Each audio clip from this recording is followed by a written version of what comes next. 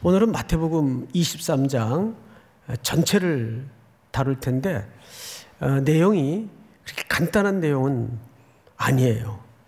언젠 간단했냐? 근데 오늘 내용이 유독 더 그렇습니다. 자, 화가 오늘 주제입니다. 화. 요즘 이 사회가 분노 사회죠. 화가 많은 사회인데 그런 화가 아니라 여기서 누가 지금 화를 내시는가 하면 예수님이 화를 내세요. 예수님의 평소 모습이 아니에요. 오늘 본문에서는. 아마 예수님의 거의 모든 분노가 오늘 본문에서 다 표출이 됩니다. 어떤 표현들을 쓰셨는가 제가 적어봤어요. 그랬더니 매우 엄격함을 넘어서 분노를 드러내시는데 지옥의 판결이 기다릴 거다. 이 맹인 같은 이 우매한 자들, 뱀들, 이 독사의 자식, 화 있을진저. 근데 화 있을진저는 오늘 말씀의 제목처럼 무려 몇 번이 등장을 하냐 하면 7번 등장을 해요. 7번. 그래서 어디쯤 있나 한번 짚어봤어요. 여러분도 한번 눈으로 제가 짚어드릴 테니까 따라서 한번 확인해 보시기 바랍니다. 13절 오늘 본문이죠. 화 있을진저 외식하는 서기관들과 바리새인들이요. 또 15절 화 있을진저 외식하는 서기관들과 바리새인들이요. 화 있을진저 16절 눈먼 인도자요. 쭉 내려가서 23절 화 있을진저 외식하는 서기관들과 바리새인들이요. 몇 번 있는가 세가면서 25절 화 있을진저 외식하는 서기관들과 바리새인들이요. 27절 화 있을진저 외식하는 서기관들과 바리새인들이요. 또 보십시다. 29절 화 있을진저 외식하는 서기관들과 바리새인들이요. 자, 이제 앞을 보십시다. 우리가 지금 세어본 것만 해도 몇 번 등장을 했어요. 모두 7번이에요. 맞죠? 그런데 14절을 한번 보세요. 14절. 14절을 한번 같이 읽도록 하십시다. 14절 시작. 없음. 네, 없음. 14절은 마태는 생략을 해버렸어요. 번역을 안 했어요. 기록을 안 했어요. 그런데 그 14절에 없음이라는 칸에 1하고 숫자가 있어요. 1. 있어요, 없어요? 있죠? 그리고 숫자를 따라 풋노트를 한번 보십시오. 어떤 사본에 14절에 마가복음 12장 40절과 누가복음 20장 47절과 유사한 구절이 있음 없음, 있음. 그러니까 이 부분을 마태는 생략을 한 거예요, 사실은. 근데 누가복음 20장에 어떤 유사한 구절이 있는가 하면 이렇게 되어 있습니다. 제가 그거를 암송해 볼게요. 외식하는 서기관들과 바리새인들을 삼가라.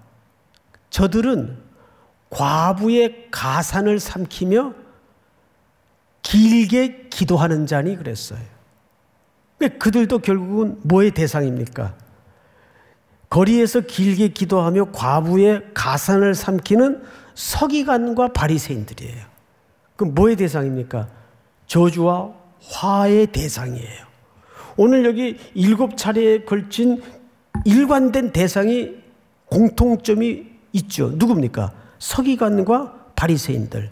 자, 그러면 서기관과 바리새인이 당시에 어떤 존재들인가를 정확히 알 필요가 있는데 회당에서 성경을 보관하고 성경을 관리하고 성경을 열고 성경을 앉아서 가르치는 자예요. 그러니까 이들은 사회에서 굉장히 사람들에 의해 존중과 존경을 받는 자들입니다. 그런데 정작 그 내용을 들어가 보면 예수님에게서 가장 화의 저주의 대상으로 지목되었던 인물이 이 사람들이에요. 그러니까 사실상 14절까지를 삽입했다면 화가 결국은 몇 번입니까? 23장에만 모두 8번이에요. 맞죠, 여러분? 8번이에요. 14절까지만 제대로 삽입이 됐다면. 그런데 가만히 있어보자. 8번이면 8. 어서 많이 듣던 숫자인데 마태복음에서는 유독 이 8이라는 숫자가 낯설지 않죠. 익숙하단 말이에요. 어디서 봤어요, 여러분? 이미 우리는 그 8이라는 챕터를 지나왔거든요. 어디서 봤죠? 팔복입니다. 그렇죠? 마태복음 5장에서 우리가 이미 만났었어요. 그러면 마태복음의 구조가 놀랍게도 여기서 큰 구조가 머릿속에 탁 들어올 수밖에 없어요. 예수님은 1장서부터 4장까지는 공생애를 준비하는 챕터예요. 그리고 그 공생애의 실질적인 첫 장이 마태복음 5장인데 그 5장, 6장, 7장은 전부 뭡니까? 예, 바로 산상수훈이에요. 팔복의 말씀을 중심으로 한 산상설교란 말이에요. 그 설교를 가르치고 나서 뭐라고 설명하셨는가 하면 제자들에게 너희의 의가 이 서기관들과 바리새인들의 의보다 더 낫지 아니하면 천국에 들어갈 수 없느니라 그랬어요. 이게 마태복음 5장의 20절의 말씀이에요. 그리고 나서 예수님은 그 가르침을 따라서 제자들을 데리고 쭉 공생애를 통해 삶으로 가르치시고 보여주셨습니다. 그리고 이제 오늘 23장쯤은 우리가 60번이 넘는 강해를 통해서 예수님의 그 행적을 다 봤어요. 이제 그 행적이 사실상 공식적으로는 마감이에요. 끝나요. 앞으로 예수님에게 남은 것은 하나밖에 없어요. 우리가 다음 장 24장인 종말에 대한 선언을 하시고 예수님은 예루살렘으로 뭐 하러 들어가시죠? 십자가에 죽으시러 들어갔어요. 그러면 놀랍게도 예수님의 생애는 마태복음 5장에 뭘로 시작을 하셨죠? 팔복으로 시작을 하셨어요. 그런데 놀랍게도 예수님의 생애는 마태복음 23장에 8가지 내지는 7가지의 저주로 끝을 맺어요. 이게 마태복음 전체의 중요한 골격이에요. 다시요. 5장서부터 뭘로 시작하셨죠? 복으로 시작하셨어요. 그런데 공생애를 마치면서 23장은 뭘로 맞춰지시죠? 저주로 맞춰지세요. 그러면 예수님의 생애는 처음과 끝을 뭘로 딱 요약할 수 있는가 하면 복과 저주입니다. 가만히 있어보자. 그러면 한 걸음 더 들어가서 성경 전체에서 복과 저주를 가장 집약적으로 설명한 책이 하나 있죠. 어떤 책입니까? 성경에서. 그렇죠. 신명기서예요. 신명기서 전체는 항상 뭐라고 말씀하셨어요? 내가 너희 앞에 복과 저주를 두나니 하나님의 말씀대로 잘 순종하면 그 안에 담아진 하나님의 생명의 복과 모든 예비된 복을 경험하고 누릴 것이고 그 말씀을 받아들이지 않을 경우에는 심판과 저주를 받을 수밖에 없다.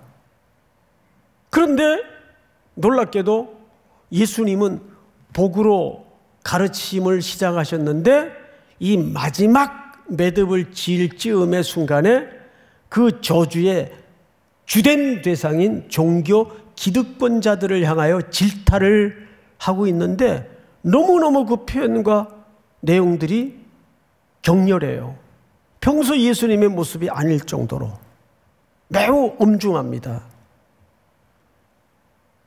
뱀들아, 독사의 자식들아, 화가 있을진저. 이건 우리가 예수님 평소 만날 수 없는 표현이고 모습이란 말이에요. 아니, 이 복과 저주의 담아진 의미가 뭘까를 우리가 유심히 기억해야 될 텐데, 이 23장에는 예수님의 복합적인 여러 가지 심정이 밑바닥에 깔려 있습니다. 제가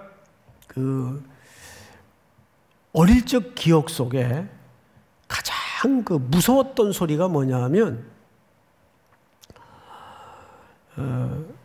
제가 간간히 설교 시간에도 말씀을 드렸지만, 저는 아버지가 일찍 돌아가셔서 어머님이 29살 때 과부가 되셨어요. 그러니까 그때 제 나이가 8살, 누나가 9살, 여동생이 6살, 태어난 지 얼마 안 되는 아기, 그 29 과부가 되셔서 얼마나 그 상황이 처연스럽고 기가 막혔겠어요. 그런데 그런 센치하게 신세 타령할 겨를이 없었어요. 하루를 살아야 되니까. 그때부터 어머님이 몸이 부셔져라고 하여간 나쁜 일 빼놓고는 다 하셨어요. 남의 집살이, 노점상, 노동. 그리고 저녁에 들어오시면 몸이 쇠망치처럼 천근만근 무거울 테니까 끙끙끙끙 앓으셨어요. 그리고 막 방도 좁으니까 한 칸 방에서 그냥 식구들이 다 자는데 칼잠을 자면서 어머니 신음소리를 다 듣고 잠이 들어야 돼요. 토상하시는 말씀이, 아유, 내일 아침이 안 밝았으면 좋겠다. 너무 힘드시니까. 그리고 또 아침에 새벽같이 나가세요. 어머님이 장사하러 나가시기만 하면 집안에서는 그 올망졸망한 어린애들이 누가 돌보는 사람이 어디 있어요. 그러니까 얼마나 싸우기 좋은 연령이에요. 1살, 2살 더 어리니까. 주로 이제 저 때문에 싸움이 났어요. 그냥 밑도 끝도 없는 고집 때문에 제 위 누나하고 그렇게 싸웠어요. 저는 얼마나 못됐는가 하면 누나한테 한 번도 누나라고 한 적이 없어요. 혜수가 1살 차이니까. 지금 권사님이신데 참 돌아보면 너무 못되게 굴었어요. 그리고 누나가 뭐 좋은 거 갖고 있으면 그냥 그건 내 거야 일로 줘 그래요. 그러면 누나는 또 성격이 보통이 아니거든요. 그러니까 싸움이 되지. 그러니까 뒤집어지는 거예요. 이게 어떻게 네 거냐. 내 거잖아. 이게 완전 어거지예요. 싸움 발단 자체가. 그러면 이제 논리적으로는 말이 안 되니까 누나가 뒤집어지고 혼절을 하고, 그러면 어머님이 탁 집에 들어오시면 벌써 눈치가 빤하잖아요. 얘들 또 싸웠구나. 부모들이 제일 싫어하는 게 형제들끼리 싸우는 거 아니에요. 그러면 그때 어머님이 한마디 늘 하시는데 그 소리가 너무 무서웠어요. 반진심, 반협박 겸 하시는 말씀이 있었어요. 어머님이 아주 싸늘한 표정을 지으시면서 엄마가 아무래도 너희들 때문에 죽어야 되겠다. 그래요. 물론 온전한 진심은 아니겠지만 근데 어릴 때는 그 소리가 너무 무서웠어요. 그런데 마침 23장을 쭉 읽다가 공부를 하다가 어머님 그 어릴 적에 들리셨던 그 말씀이 이렇게 본문에서 보이더라고요. 왜냐하면 로마서는 우리 인간을 어떻게 정의하죠? 모든 사람이 죄를 범하였음에 하나님의 영광에 이르지 못하더니, 이렇게 인간을 정의합니다. 오늘 이 본문 23장은 몇 가지 특징이 있어요. 2가지 특징이 있는데, 설교자들에 의해서 가장 설교 깊이 장이에요. 왜냐하면 일단 내용이 종교 기득권자들에게는 저서부터 불편해요. 그리고 두 번째는 더 섬뜩한 이유가 있는데 이 본문은 우리와 상관이 없는 본문이야. 이런 생각 때문에 이 23장을 설교의 순서에서 스킵하고 지나치는 경우들이 굉장히 많습니다. 저도 23장을 준비하여 읽다가 설교 안 하고 싶더라고요. 이 본문은 좀 건너뛰고 싶더라고요. 그럼에도 불구하고 이 본문을 반드시 한 번은 짚고 넘어가야겠다고 생각한 이유가 있습니다. 그 이유는 나중에 설명을 하기로 하고 우리는 우선 오늘 마태가 소개한 그리고 예수님에 의해서 지적된 이 서기관과 바리새인들이 정말 우리와는 상관이 없는 존재들일까에 대해서 질문을 가지고 첫 번째 화부터 들어가 보도록 하겠습니다. 13절을 보세요. 자, 우리 한번 같이 읽읍시다. 13절 시작. 화 있을진저 외식하는 서기관들과 바리새인들이여, 너희는 천국문을 사람들 앞에서 닫고 너희도 들어가지 않고 들어가려 하는 자도 들어가지 못하게 하는도다. 여러분, 우리가 그 전도나 이렇게 선교를 가보면 뜻밖에도 어떤 사람들을 주로 많이 만나냐 하면, 저 어릴 적에 교회 나갔었어요. 저 청년 시절에 교회 나갔죠. 이런 사람들을 참 많이 만나죠. 그런데 더 바짝 들러붙어서 근데 왜 어떻게 했다가 신앙생활을 중단하게 됐습니까? 물어보면 놀랍게도 70~80%가 무슨 얘기를 합니까? 목사님한테 상처받아서, 교회 청년회장한테 상처받아서, 어느 교육자님한테 상처받아서, 장로님들 하는 거 보고 상처받아서, 그래서 말 끝에 정말 가슴 아픈 얘기를 하죠. 그런 사람들 가는 천국이라면 저 갈 마음 없어요. 너무 아파요. 그런 사람들 가는 천국이라면 전 천국에 갈 마음 없어요. 그러니까 뭐에서 넘어진 겁니까? 복음에서 넘어진 겁니까? 그 사람들의 태도와 삶과 행동에서 넘어진 겁니까? 태도와 삶과 행동에서 넘어진 거예요. 특별히 직장인들은 그 상사의 오만불손하고 폐괴한 행동을 보고 어떻게 저런 사람이 교회에서 안수입 사람에 이런 소리를 너무 많이 들어요. 자, 성경이 오늘 그 얘기를 하는 거예요. 자기도 천국에 못 들어가면서 천국에 들어가고자 하는 자도 틀어막고 있다 그 말이에요. 더 무서운 게 뭔지 아세요? 자기가 그 문에 걸림돌이 되어서 틀어막고 있는 줄도 모르는 사람들이 태반이더라 그 말이에요. 여러분, 이 얘기는 나와는 정말 무관한 얘기일 것 같습니까? 그래서 이 본문은 나와는 상관이 없는 본문이라고 생각이 되세요? 그렇잖아요.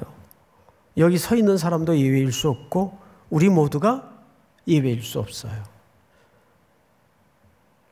그 마가복음인가에 보면 4명의 친구와 중풍병 환자가 등장을 하죠.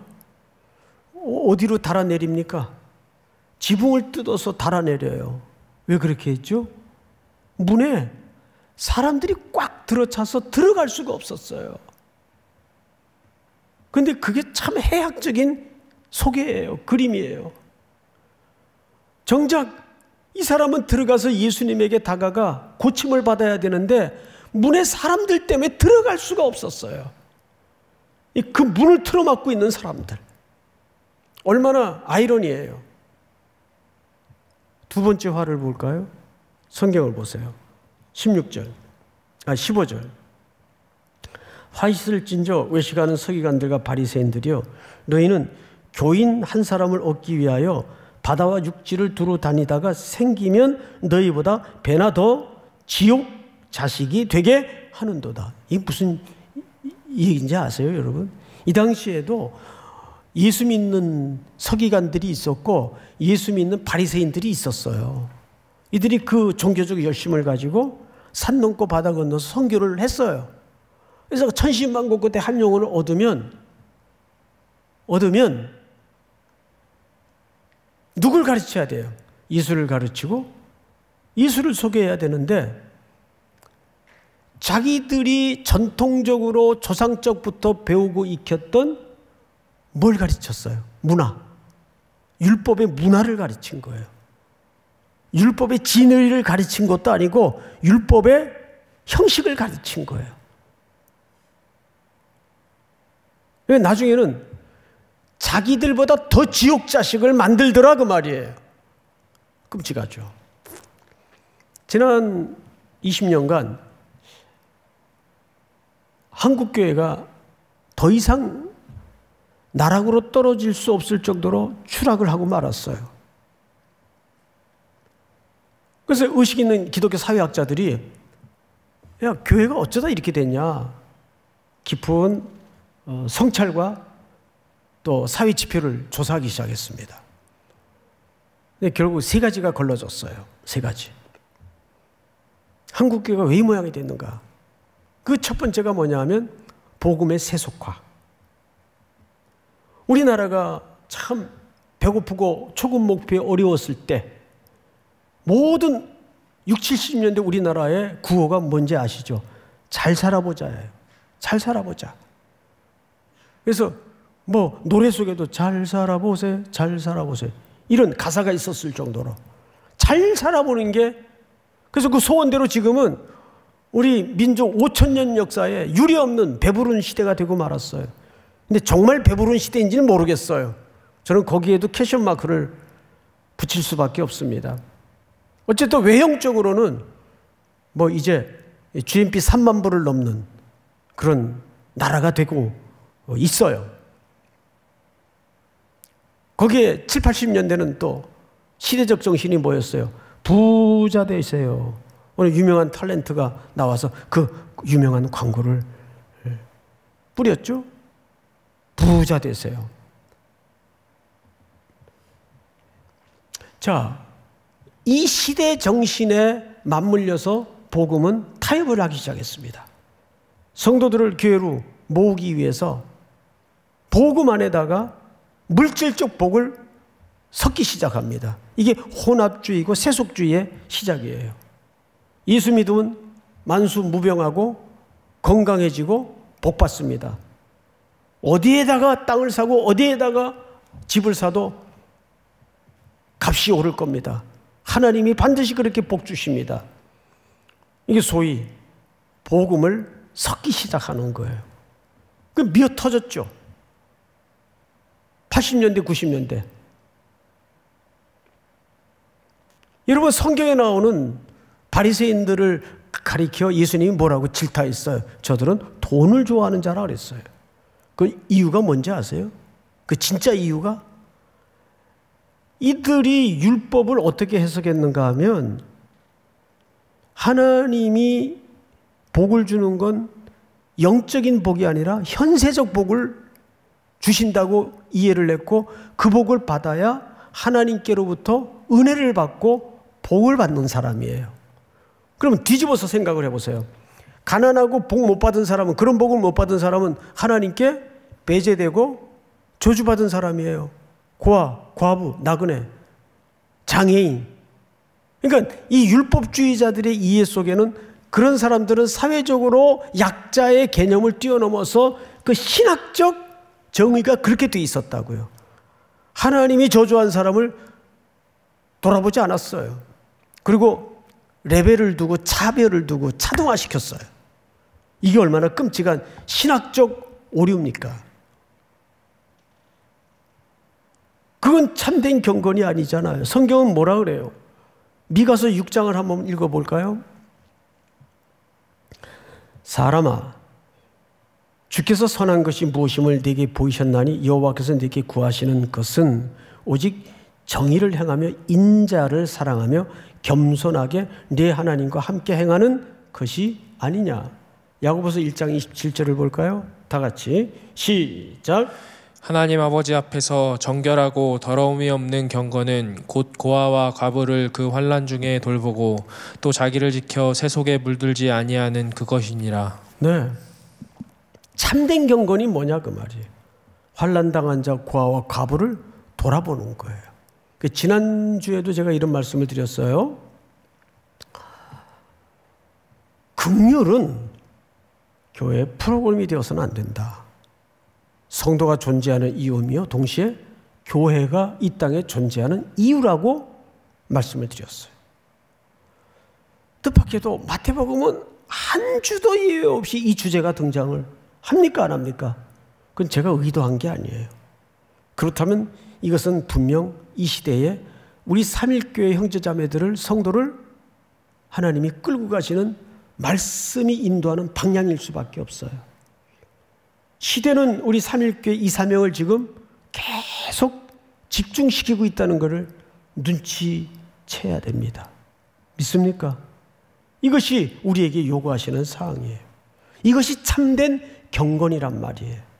그런데 서기관과 바리새인들은 복음을, 율법을 문자로만 붙들고 그 진의로까지 들어가지 못하고 잘못 이해하고 있었어요.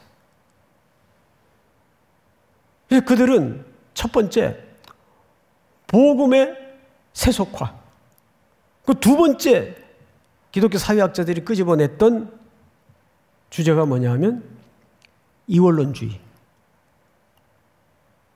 이원론주의라는 것은 교회의 용어가 다르고 밖의 용어가 다르더란 말이에요. 기독교가. 그러니까 이측집을 짓고 살더라 그 말이죠. 그러니까 심지어는 이 이원론주의는 그 뿌리가 영지주의에서부터 출발을 합니다. 어떤 청년들은 그래요. 우리 엄마 아버지 교회에서만 살았으면 좋겠다. 그게 무슨 소리냐? 교회에 오시면 늘 다 더 없는 천사들인데 교회만 딱 나가시면은 세상 사람들과 전혀 구분이 안 된다는 거예요. 폭언하고 여전히 이중장부 쓰고 여전히 거짓말하고 그러더라 말이죠. 어떻게 하면 좋아요? 마지막 세 번째 아젠다가 놀랍게도 직분론의 타락이에요. 여러분, 교회의 직분이라는 것은 포지션이 아니라 펑션이에요. 이건 기능이란 말이에요. 근데 어느새 우리는 이게 신분이 되더라고요. 신분. 이거는 섬기라고 주신 하나의 기능이에요. 그게 신분이 아니에요. 그러다가 멀쩡한 사람들이 직분 받고 나면은 이게 뭐 계급장이 돼가지고 갑자기 목소리가 할렐루야 뭐 이렇게 변하거나 이상하게 행동도 바뀌고 말소리도 바뀌고 태도가 바뀌는 거죠. 이 직분론을 잘못 이해하고 있어서 그래요. 교회의 어떤 직분도 군림하는 휘두르는 직분이 어서는 안 됩니다. 이건 철저히 섬기는 돌아보는 직분이에요. 그 서번트십이에요. 믿습니까? 이 세 가지를 집었어요. 그리고 여기 하나에 더 얹어진다면 교회에 들어오면 제일 먼저 복음을 가르쳐야 되는데 대부분의 한국 교회들이 교회 생활을 가르치더라. 교회 생활을. 이걸 복음의 부재라고 얘기합니다. 제자훈련마저도 교회의 제자를 만들고 교육자들이 제자를 만들더라고요. 그리스도의 제자를 만들어야 되는데 교회에 써먹기 좋은 제자를 만드는 행태를 우리가 쉽게 만날 수가 있습니다. 오늘 이 저주받은 서기관과 바리새인들의 행태 속에 그것을 예수님께서 고발하는 거예요. 좀 건너뛰어서 25절을 볼까요? 화 있을진저 외식하는 서기관들과 바리새인들이여 잔과 대접의 겉은 깨끗이 하되 그 안에는 탐욕과 방탕으로 가득하게 하는도다. 정결예법을 두고 고발하는 겁니다. 이들은 아주 깔끔병이 있어가지고 그러니까 결백증이죠. 이스라엘 백성들은 나그네 환대법과 이 정결법은 신앙의 척추 같은 개념이거든요. 그래서 뭐 하여간 겉을 깨끗이 하는 거는 벌벌벌 떨면서 씻고 또 씻고 씻고 또 씻어요. 근데 예수님이 볼 때는 겉이 중요한 게 아니라 안은 온갖 불의와 탐욕과 거짓으로 가득하구나 고발하는 거죠. 얼마나 끔찍한 고발입니까? 그래서 이 고발이 어떻게 끝이 나는가 한번 볼까요? 저 뒤로 가 37절을 보세요. 쭉 7가지 화들을 얘기하시다가 예루살렘아 예루살렘아 백성들을 의인화시킨 거죠. 선지자들을 죽이고 내게 파송된 자들을 돌로 치는 자요. 결국 마지막에 이들이 나타난 행태는 핍박이었어요. 팔복의 마지막도 뭐였습니까? 핍박을 받는 자는 복이 있다 그랬어요. 그런데 이 저주받은 대상들이 마지막에 나타내는 것이 이런 선지자들을 핍박한 거예요. 이 핍박의 절정은 바로 이제 예수 그리스도를 죽일 거예요. 이들이 보세요. 돌로 치는 자여 암탉이 그 새끼를 날개 아래 모음같이 내가 네 자녀를 모으려 한 일이 몇 번 있더냐. 이 말은 쉽게 얘기하면 어떻게 얼마나 더 기다려야 되겠니? 얼마나 더 기다려줄까? 그 얘기입니다. 그 다음에 보실까요? 보라 너희 집이 황폐하여 버려진 바 되리라. 이제 앞을 보세요.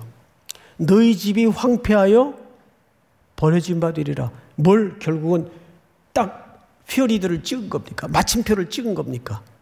예. 심판을 선언해버린 거예요. 그런데 오늘 23장의 마지막 절이 이상해요. 23장의 마지막 절로 눈을 돌려서 여러분들이 그 앞부분만 한번 읽어보실까요? 시작.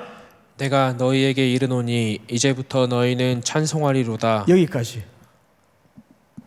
여러분 어떠세요? 읽어본 소감이 앞뒤가 맞아요? 그 바로 앞에 절까지 이 온갖 거친 표현을 다 쏟아내시더니 결국에는 마지막에 내가 너희들을 언제까지 참아야 되겠냐? 그리고 너희 집이 결국은 심판당할 것이다. 선언해버렸어요. 심판은 끝이 났어요. 결국 이 선언으로.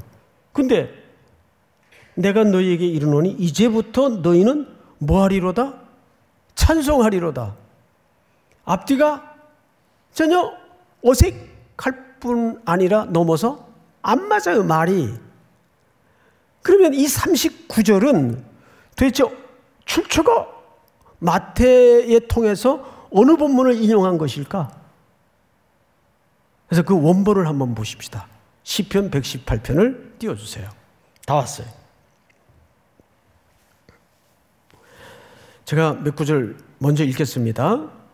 주께서 내게 응답하시고 나의 구원이 되셨으니 내가 주께 감사하리이다. 건축자가 버린 돌이. 여러분 이게 베드로서에 나오는 얘기 아니에요. 건축자가 버린 돌을 누굴 가리키는 거예요? 예수 그리스도를 가리키는 거 아니에요. 이 그냥 쓸모없는 돌이라고 버렸어요, 건축자들이.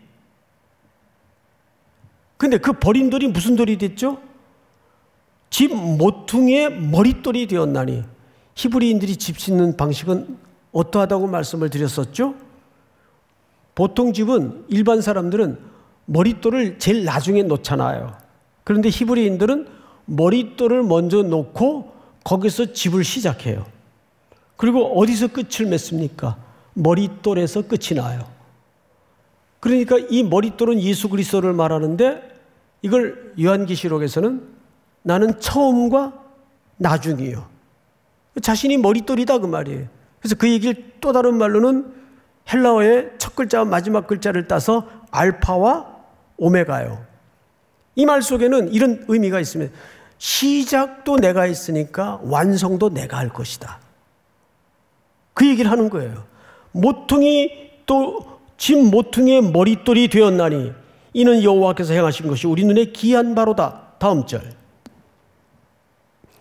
이날은 여호와께서 정하신 것이라 이날에 우리가 즐거워 기뻐하리로다. 여호와여 구하옵나니 이제 구원하소서. 여호와여 우리가 구하옵나니 이제 형통하게 하소서. 다음 절 다 같이 시작. 여호와의 이름으로 오는 자가 복이 있음이여 우리가 여호와의 집에서 너희를 축복하였도다.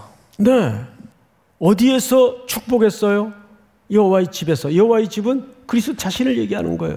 그 말은 이런 뜻이에요. 그 오실 그리스도를 통해서 우리를 복되게 하셨대요. 여호와의 집은 바로 성전, 참 성전 되시는 예수 그리스도를 얘기하는 거예요. 그럼 요 시각을 그대로 끌어서 오늘 마지막 본문을 보라고요. 시편 118편을 인용한 건데 시편 118편 26절을 이렇게 얘기합니다. 내가 너에게 이르노니 이제부터 너희는 찬송하리로다. 주의 이름으로 오시는 이여 할 때까지 나를 보지 못하리라 하시니라. 자, 풀어 설명하자면 이 뜻입니다. 예수님이 23장 전체에 걸쳐서 종교 기득권자들인 서기관과 바리새인들을 심판하고 저주하셨어요. 그리고 그 저주를 너희 집이 무너질 것이다 선언하셨어요. 그런데 뜬금없이 내가 너희에게 이르노니 이제부터 너희는 찬송하리로다. 이 속에 뭐가 있어요? 이 사이에. 이제 예수님은 그 저주받아 마땅한 저와 우리들을 위해서 이제 갈보리 언덕을 향해 십자가를 지러 고난을 받으러 떠나시겠다는 거예요. 죽으러 가시는 거예요. 그리고 고난을 받고 십자가에 죽으시고 사흘 만에 부활하셔서 승천하세요. 그리고 이렇게 돼 있죠. 주의 이름으로 오시는 이여 할 때까지 나를 보지 못하리라 하시니라. 예수님의 잠시의 이 땅에서의 부재를 얘기합니다. 그분은 그렇게 오실 거예요. 어떻습니까? 우리는 우리 입에 어떻게 찬송이 가능하게 된 존재인가? 원래는 우리는 서기관들이 또 다른 누가 아니에요. 바로 우리의 모습이었어요. 바리새인들이 우리와는 상관없는 자가 아니라 또 다른 우리의 모습이었어요. 그런 모습의 삶은 마땅히 저주 아래 모든 사람이 죄를 범하였음에 하나님의 영광에 이르지 못했던 상태였어요. 그런데 어린 양의 죽음으로 갈보리 언덕의 흘리신 보혈의 공로로 우리 입에 찬송이 새로워진 겁니다. 노래가 열매로 나타난 겁니다. 그 가운데는 누구의 죽음이 전제될 수밖에 없죠? 어린 양, 예수 그리스도의 죽음. 성경은 어디를 파도 그리스도의 보혈의 샘 외에는 솟질 않습니다. 어디를 파도 그리스도의 구속과 그리스도의 은혜의 샘이 솟아날 뿐이에요. 이런 삶이 단순하지 않잖아요. 징그럽고 진절이 나고 때로는 너무 길고 멀고 험해요. 여러분, 신앙생활이 확신만으로 됩니까? 안 되잖아요. 내가 분명히 믿음이 있고 확신이 있는데 내 앞에 날마다 펼쳐지는 현장은 너무 복잡하고 너무 끔찍하고 너무 한숨만 나오는 현장들이 너무 많단 말이에요. 이거 어떻게 이 길을 또 한 줄을 가야 될까요? 여기 비밀이 있어요. 많은 설명이 가능하겠지만 다 제쳐두고 예수 그리스도께서 나를 어떻게 사랑하시고 얼마나 사랑하시는가에 대한 알미 있어야 돼요. 그것만 확실하면. 우리 남녀 간의 사랑에도 그렇잖아요. 다 해보셔서 아시겠지만 저 형제가 또는 저 자매가 정말 나를 확실하게 책임지고 사랑해 주시는구나, 사랑하는구나, 이것만 확인되면, 이것만 경험되면 그 지엽적인 사소하고 잔잔한 고단함과 어려운 문제들은 그냥 툴툴 털어져요. 그건 큰 내 삶에 나를 흔들 이유가 절대 되지 않습니다. 그렇습니까? 안 그렇습니까? 이게 잘 이해가 안 되거든. 이 깊어가는 가을에 사랑을 하세요. 예? 그래야 예수님의 사랑을 우리가 만분의 1이라도 이해를 할 수가 있는 거예요. 멀리서 찾지 마시고 가까이서 돌멩이처럼 굴러다니는 형제들 속에 보석이 있음을 믿고 그 사랑만 정말 내 심장 한복판에 찡하게 확인되면 걸어가는 길이 고달프고 힘들고 툴툴거릴 일들이 많더라도 다 별 문제 아니게 여겨지게 됩니다. 그 힘으로 가는 거예요. 그 힘으로. 믿으십니까? 대답을 하는 거예요. 뭐 신음소리를 내는 거예요. 믿습니까? 아멘. 우리 다 일어나서 315장 찬양하십시다.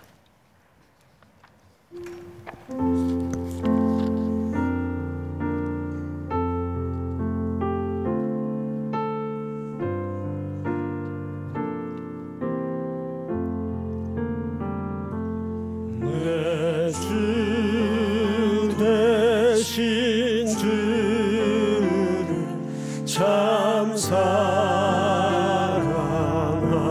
사랑하고 곧 그에게 죄를 다 고합니다.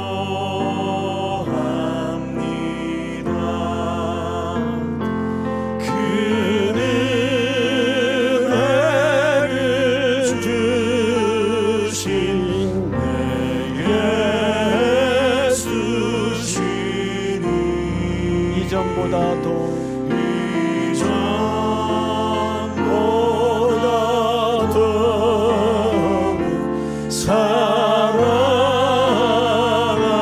사랑합니다. 주 날 사랑하사 주 날 사랑하사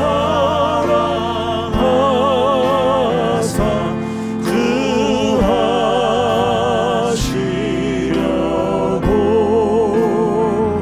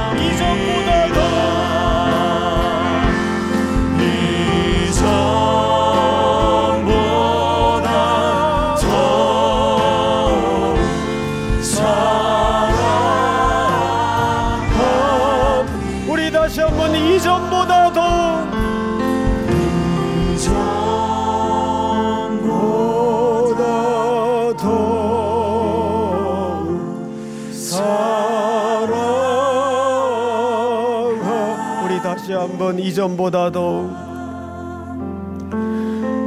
이전보다 더욱 사랑합니다.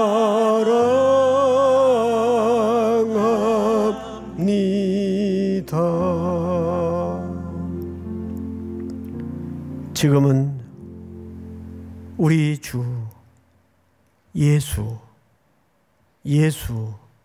예수 그리스도의 은혜와 하나님 아버지의 끝없는 사랑하심과 성령님의 길을 열어 보게 하시는 교통의 역사가 오늘 예배를 드리며 성찬을 나누며 한 주간의 광야로 출발하는 사랑하고 사랑하는 귀한 우리 청년들, 성도들, 해외, 군에 출타해 있는 가족들, 복중의 생명까지 영원토록 함께 있을지어다. 아멘.